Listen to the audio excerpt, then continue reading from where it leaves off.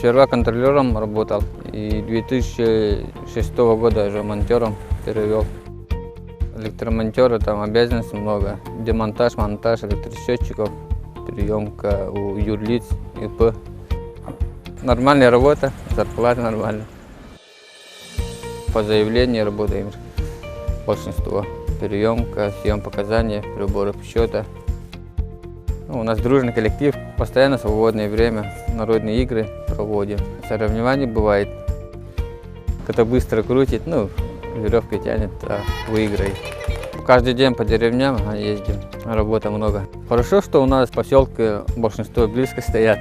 Самое дальнее там у нас Кюрен есть, Кюрен-Ак есть, там где-то 80 километров. Дом, работа, вот вторая семья получается.